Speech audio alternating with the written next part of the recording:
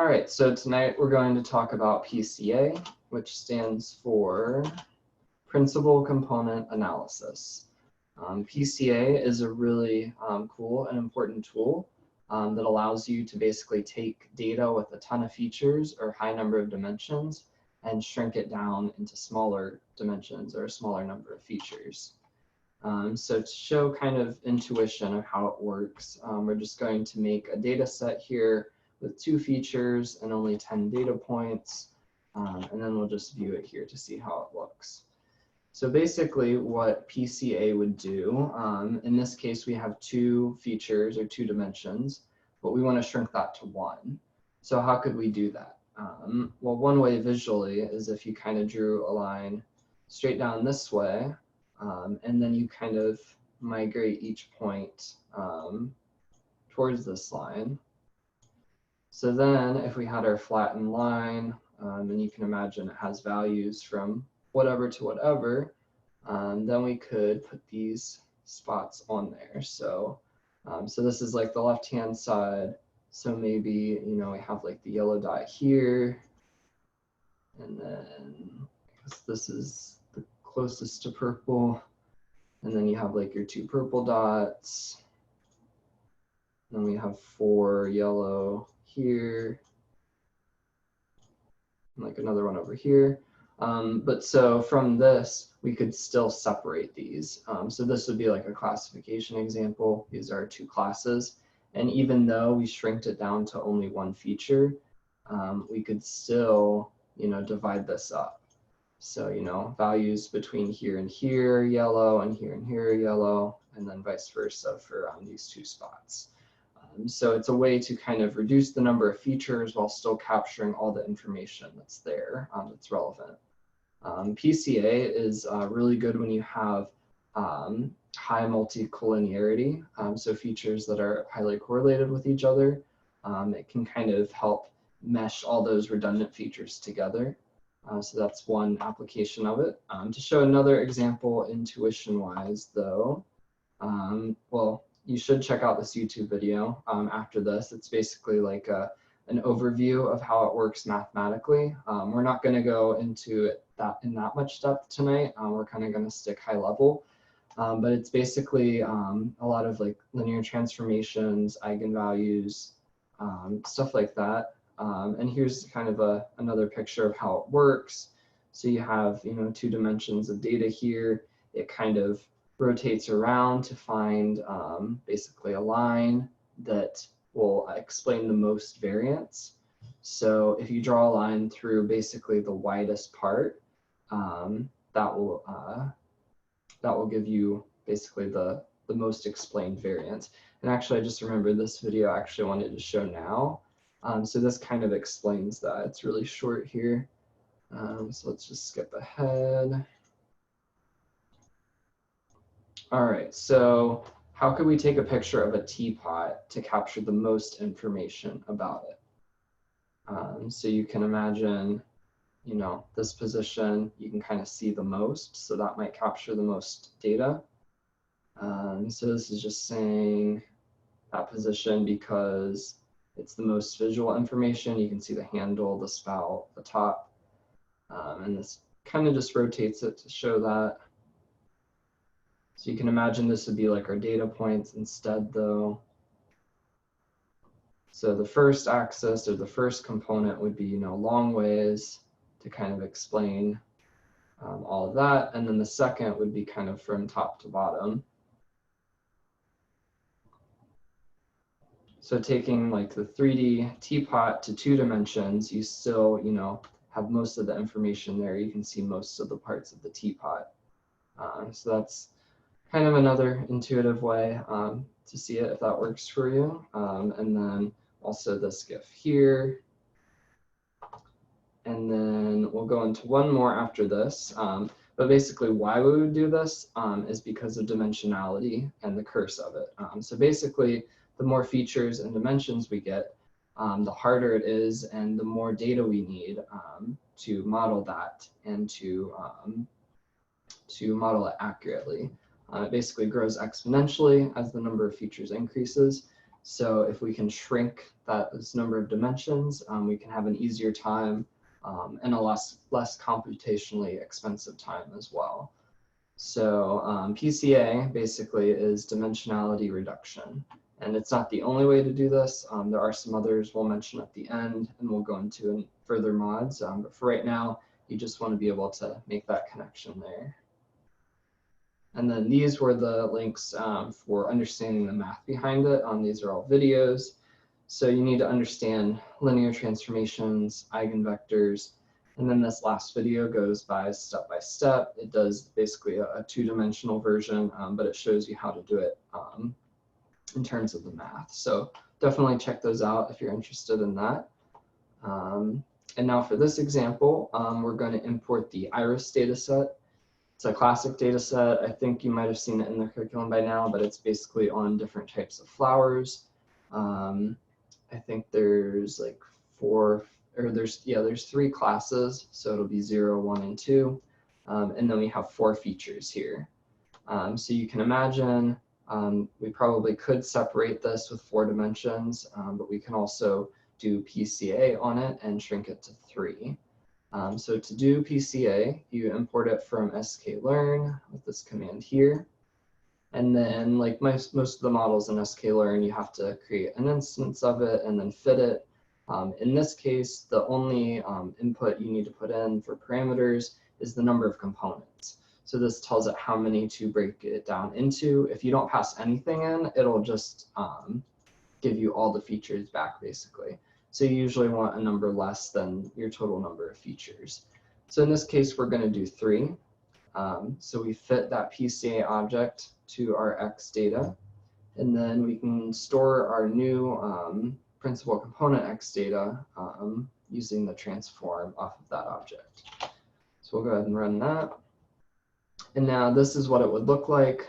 There is a way to plot in 3D in Matplot, but you have to install some libraries. So this is just a picture of it. So remember, originally we had 4 dimensions. Now we shrunk it to 3.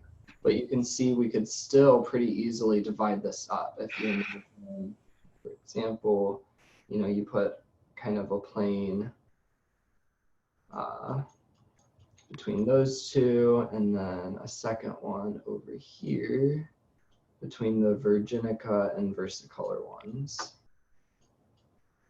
So even though we lost a dimension, it's lower dimensional data, it still explains everything that's going on, and we could still perform classification on it. So in the case of 4 features, that's not very many, but you can imagine if we had 500, 1,000, or even more features, this could really come in handy, shrinking it to a much smaller number. So just to take a look to see how that worked, we do have 3 different features here. So this would be would be a principal component 1. This is usually how you'll see it abbreviated. So PC1, 2, and 3. And something important to note is that it kind of goes in descending order. So PC1 is going to be the most important. It will explain the most variance out of all the others, and it'll kind of decrease as you go down. So now we are going to do a train test split on the data. And then, actually, let me go back. I think I missed a slide.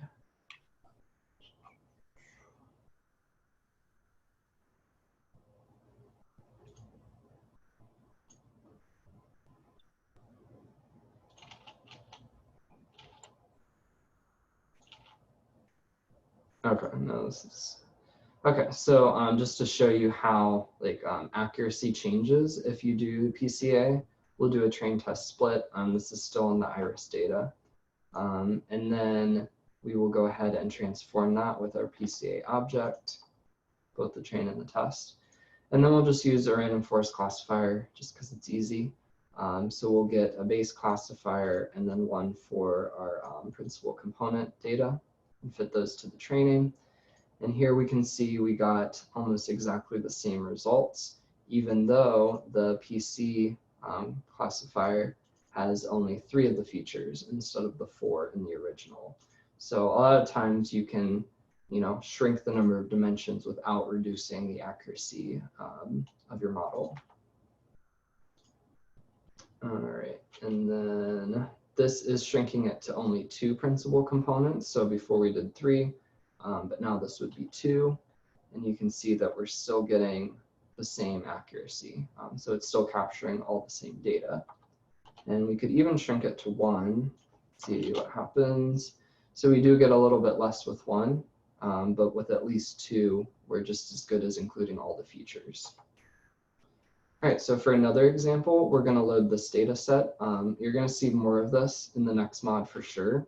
It's called the MNIST data set. It's basically a bunch of handwritten numbers, and they're all in 8x8 squares. So they're like really tiny images. So, they're like this, but it's highly pixelated because it's 8x8. So, it's only 8 pixels by 8 pixels. But basically each data point in this has 64 dimensions because, there'll be 64 pixels in the image. So that's pretty high dimensional data. So we could try and shrink that. And so you can see that here we have this many images, and then there's 64 pixels in each one. So we can project from 64 to 2 dimensions by fitting a PCA object with 2 principal components, and then fit transforming that on our data. And you always want to store like a separate copy of it. You wouldn't want to be like x equals, PCA fit transform x, because then you lose a copy of your original data. So you usually want to make a new instance. And then we'll go ahead and plot this here. So these are our 2 components. And then the colors represent the digits. So digits from 0 to 9. And you can see even with just 2 principal components, there still is a lot of separation we can see. You can kind of separate the different classes here. They're kind of mixed a little bit. You'd probably want to add at least another component, but it's just to show you, you can start off with 64, drop down to 2 dimensions, and still have enough data to work with to be able to separate out the classes. All right, so as I said, basically the first component will explain the most variance, so on from there, it'll decrease. So what we can do actually is fit a PCA object and not tell it any number of components. So it's going to do however many features we have. So in this case, it'll do 64 components. And then this will plot the cumulative sum of the explained variance ratio. So it'll basically show us with each principal component that we add, how much more variance we get. So it can give us, a good spot, a good cutoff for where to choose the number of components. So as you see, as the number of components increases, it's kind of an exponential curve that levels off. So, if you go up to 10, we're already at 80% explained variance, which is pretty good. You could even go up a little bit higher to like 20 and get about 90%. But you can see you get diminishing returns as you go up higher. And also notice that starting off, you see a lot more significant increases. So at the beginning, each additional component you add adds a lot more explained variance, but then you kind of level off as you go up into a higher number. So you want to choose kind of a point that, gets you a decent amount of explained variance, at least like 75, maybe 80%. Kind of depends on what you're doing. But this will kind of let you know how few number of components you can get away with without losing too much information. And you can also always just do this train test split that I did back here to kind of compare, a base model with all the features versus a principal component model with only a few of the features. All right, so that's that method. And then, like I said, there are other dimensionality reduction methods. We're going to go into some of these later on. The first, which has a kind of a long name, it's a t-distributed stochastic neighbor embedding, but you'll always see it abbreviated as tsne, which is a fun little name. But you'll use this if we start working with like linguistic data, when we start doing natural language processing. It's kind of a dimensionality reduction method as well. And then also singular value decomposition. I think we're going to talk about more of this soon. And actually PCA is kind of based off of this, but it's kind of the same idea. You know, you have a ton of features, high dimensional data, and you want to shrink it down, make it more simple while still capturing the relevant information. So that was kind of a quick overview of PCA. Does anyone have any questions? Did that mostly make sense?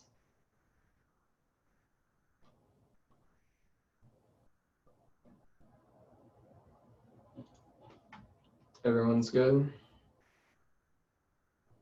All right, let's hop right into the activity then. So this activity is going to be probably a little bit longer. It's 2 parts, but the parts aren't really that long. So the first part, you're going to load in this wine data. It's basically a classification data set on 3 different types of wine.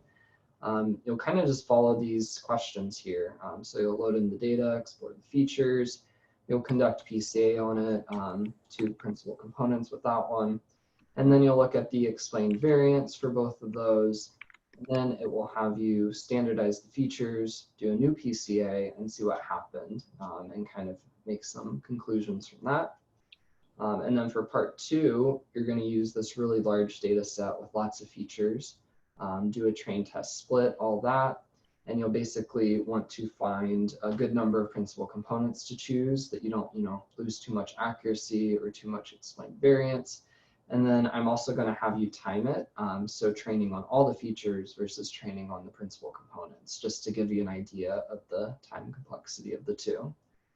And yep, that is both the activities. So we will go ahead and go into breakout rooms here. So then we updated we put in our data, and then I was going through it. I didn't fix this, so that's still old stuff. We made the target we made our features anything but type, and then the target was just our type of the wine. We did our PCA for our features, and we found that after we did our graph that we could have up to 2 components, so 2 features that we wanted to run our PCA for. We found, I don't know what this is called, I'm so sorry. These are our components, right? No, we have our features.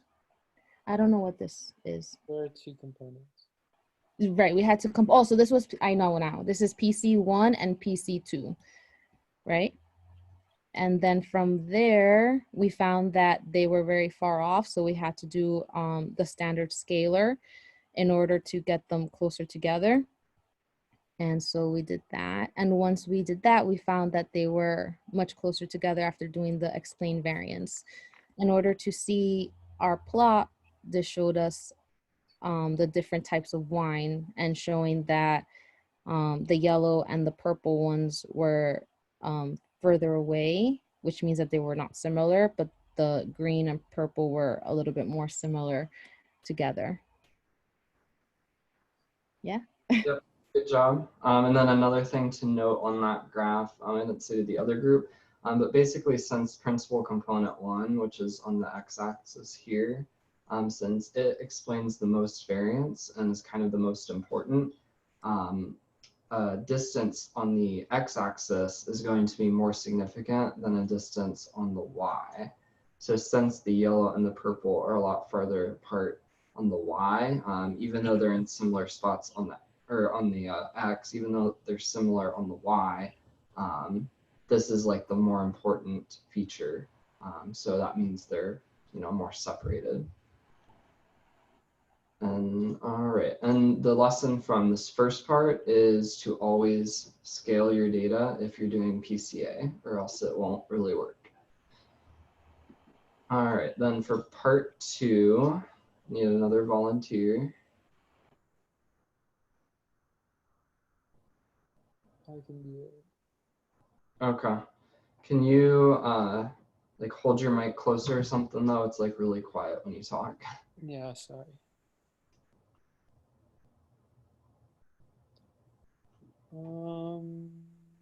Okay, so first we load the data set because we're using make classification that it already does our scaling for us. So all our data points are within a similar range. I plotted the number of components versus cumulative explained variance graph before continuing on, and we decided that we could drop about 100 components and still explain 80% of the variance within our data. So we fit our PCA. Would it be a model? A PCA model? Yeah. For 200 components. Afterwards, we do our train test split, and we fit our classifier, which we use random forest, and report the time it took to fit the model, and then print out accuracy scores for train and test data. Our train data is 1.0, and our test accuracy is 79%. Afterwards, we transform our train and test data frames, and we fit our random forest classifier on the PCA transformed train data now, print out the time it took and the accuracy scores for our test predictions. If you notice, this doesn't seem right. Well, okay. I did it once before and it was shorter for the PCA, but I guess now it's saying that it took longer for the PCA. But our test accuracy score is also about 10% higher, even though we dropped 100 components. Yeah. Where did you change your number of components? Up here. So this is the first one. No, so before we did the train test split, we made our PCA model. We fitted that onto the whole data frame. And then after we did the train test split, we transformed our train and test data here. So that's where we dropped the 100 components. And then did the refit our random forest classifier model. Or maybe I missed something here. Yeah, so I think some of the reason why you got like different results is just because it's random forest. Like if you passed in random state to both of them, then it would be consistent. But that's kind of why you would see, I guess, changes in the length of time and the accuracy. Okay. But yeah, and then the lesson from the second part, can anybody tell me what that would be? For me, it's just the steps to do this whole thing. Like first standardize our features, and then find the components, and then do the train and test split and transform the data. And also, I guess, just that every data set that has a lot of features, it won't necessarily benefit from PCA. So it's going to benefit the most if a lot of the features are highly correlated. This data set, since it's fake, doesn't have that. So that's why we saw the kind of not very steep curve. So PCA isn't always, going to give you huge improvements. So that's kind of another thing to keep in mind. And then Bonnie, were you able to get your for loop running? Yeah. Cool. Do you want to show that real quick? Sure.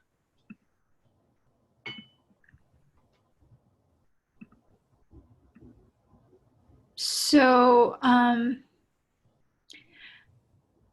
well, I also want to ask how Anu, like before he changed the components, because when I like here, I change my components from 250 to 10, but I did not see this part in his code. So I think he just did that up above. Oh, Like okay. he had his base one, and then he put his fit just up above, so it wasn't right by the classifier part. Okay. So I tried 250 first, and then I got task accuracy of 92%. And when I try on components equals 10, I get a higher task accuracy. So I just like choose a bunch of different n, like a grid search, and did a for loop, and to see which n has the higher task accuracy. So here is a summary table, and actually after 10, the task accuracy is kind of dropped. So I think n equals 10 may be the best. Nice, that's pretty cool actually. I guess it's probably because some of the features are kind of misleading for the classifier, like they make the wrong decision. So when you shrink it down, it kind of only keeps the important ones, and it can improve the accuracy that way. So this could be an option too.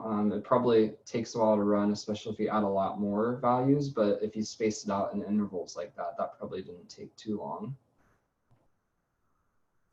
Yeah, I think this is very helpful to my project as well, how to throw out some noisy features and look at the interrelationship between different features.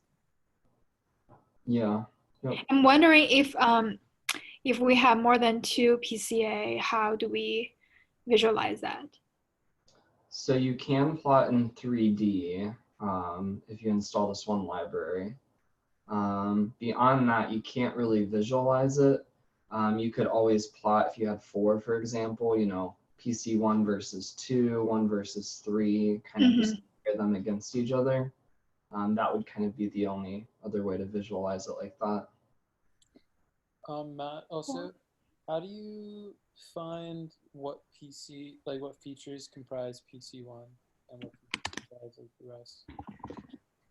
So if Bonnie can show that actually, just off of the PCA object, if you do PCA.component underscore or components underscore, it will give you essentially the coefficients for all the features for constructing that principal component. Like It'll give you the coefficient values. Is that... Like here? Yeah, like there. So there's PC1 and PC2, and then each of the values are the different features and kind of how they contribute to that component. But there's no way we can like say which like column, like for the part 1. We can't. So it's just going to go in the same order. So if you print out the columns in your data frame, like the first one's just going to be the first feature, and it'll kind of go in order. Okay.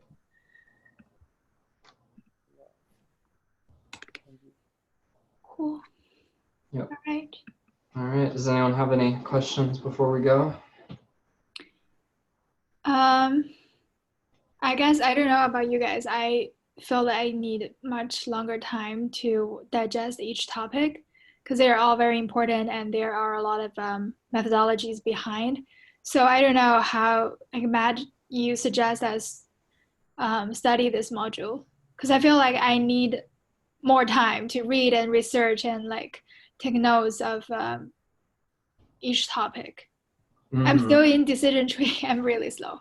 Yeah, I think topics this mod are really heavy. You are going to have to do like some self-study. It's kind of hard to just cram it all in, you know, if you want the really technical stuff as well. So it's just going to be kind of a thing you have to keep working at and studying. And with that being said, while everyone's here, I'm kind of getting us through content more quickly, so we have more time for the project. Because for this project, you're going to pick your own data set. So you have to pick one, then you have to like okay it with me. You have to kind of devise your whole setup. So there's a bit more involved. So you'll have actually 2.5 weeks this time for this project. So that's kind of why we're moving through quickly. But as you do the project, you can kind of go back, and the parts that you're going to use in the project, you can brush up on those more at that point. And you'll be using a lot of this stuff in your capstone too. So go ahead, Anubhav. Are we compiling the data set ourselves, or are we like looking for available data sets already made? So it's definitely bonus points if you combine your own data set. So if you scrape it from a website, get it from an API, if you can do that, that will look really awesome. If not, there's a ton of really cool data sets too, just out of the box available you can download and start working with right away. So either way. And also it's going to be a classification task. So if you guys want to start looking now, something you could do classification on, you can kind of get the gears turning now and have something ready for next week. Sounds good. Thank you. Yep. All right. Thanks, everyone. Have a good night. Thank you. Bye. Bye.